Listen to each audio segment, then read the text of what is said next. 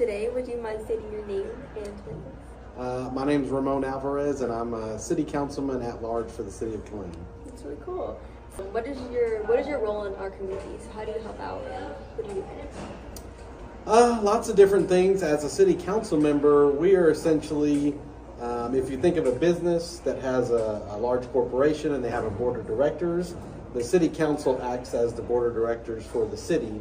Okay. So we provide strategic planning, we work on budgets, how the local tax dollars are getting spent, local laws and ordinances, creating them, and addressing any issues that come up for our city to help it continue to grow and to thrive and be able to provide services to our citizens. Well, that's really cool. So you guys you help keep our city in line. We do our best, yes. Yes. It's great. Okay. It's not education, but the more life experiences that you're exposed to, and growing up again in a diverse community, all these exposures growing up, I think, help mold you into a more well-rounded person. Not that you're smarter than anyone else, but you're able to empathize and sympathize with other ethnicities and other cultures because you've grown up around it, so it's not a shock to you. Yeah, it's like a very amazing opportunity that you have. It's great. For our next question we have is, can you tell us of a time where knowing how to speak Spanish has really benefited you while living here in the U.S.? Absolutely. So I used to volunteer at a fire department for a long time, and then I took a job with the city of Killeen as a construction inspector.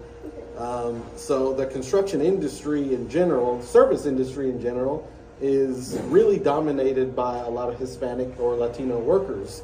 So being in that profession as I was for 10 years, and being able to communicate effectively, because I grew up in a Spanish-speaking household. My parents predominantly spoke Spanish to me growing up. I think was an absolute asset. And the city of Killeen and other employers, they have programs where they provide incentive pay if you speak a secondary language. So whether you speak German or Korean or Spanish, it's going to benefit you no matter where you go to speak a second language, not only financially because you're going to get paid more, but you're going to be able to bridge that gap with more people that you come across, whether it's in a diverse community, this community, or anywhere across the world. Having that ability to communicate is absolutely important. So again, for me, it's been a blessing for sure. So would you say it helps you connect with more people around you? Absolutely. You know, sometimes if you speak a secondary language and you're trying to communicate with someone in English, sometimes the words just don't convert right. But if you're able to communicate in that person's native language, you can better communicate that message to them instead of trying to search for words that maybe get taken out of context or just don't really apply in that setting. Yeah. So, absolutely. That's great. I don't know if it's partly my character that I'm so easygoing that maybe I don't notice it. But you know, there have been times where I feel I have been felt maybe slightly uncomfortable, and I don't know if that was so much because I was Hispanic, but maybe just because the other person on the other side was unaware of my culture. You know, and you don't know what you don't know, and that's one of the greatest things that I've ever been told. It's you don't know what you don't know.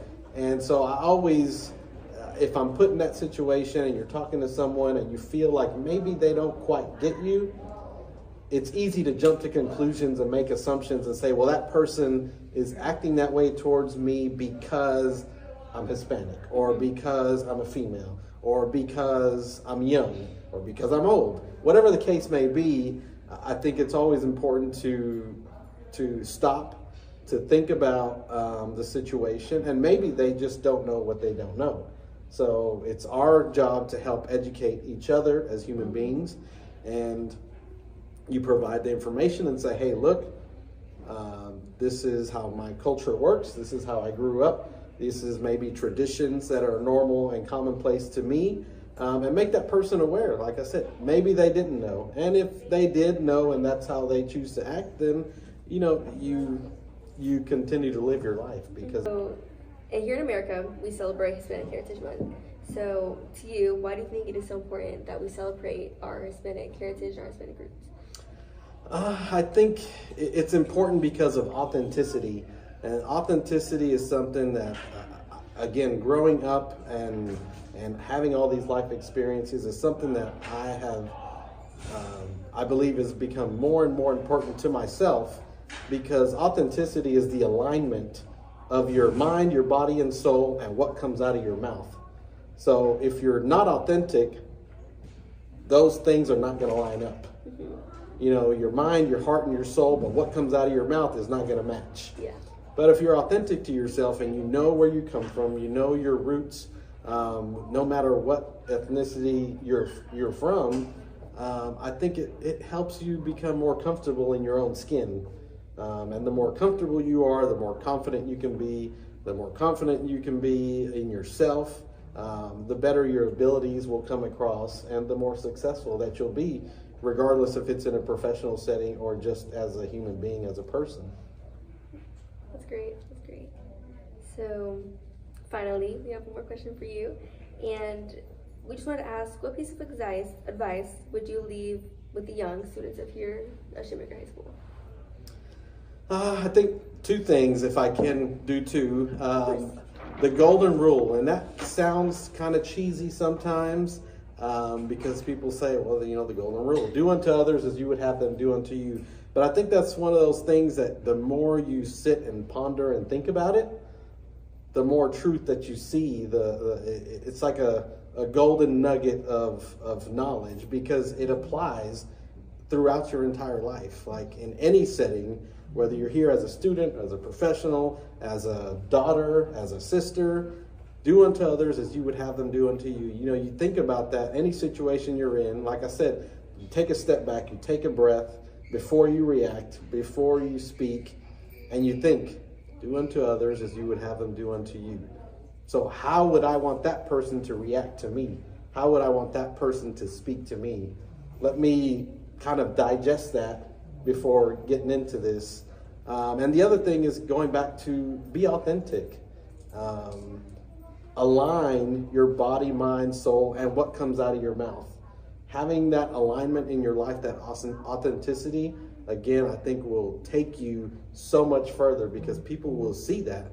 It will emanate, it will radiate from you, that authenticity. And people are attracted to people who are authentic. Not talking about physical attraction, but they want to be around people who kind of radiate that positivity, that authenticity, and that realness about themselves. So no matter where you're at, I think those two things are absolutely important, and that would be my message to anyone that I could give it to. Thank you so much. So we all want to thank you for coming out to Shoemaker, visiting us, and sharing us your experiences, and basically telling us the importance, and basically showing us how influential Hispanic Americans are in our community here in America. So absolutely, I want to thank you so much, and thank you for coming out. My pleasure. Thank you. Thank you.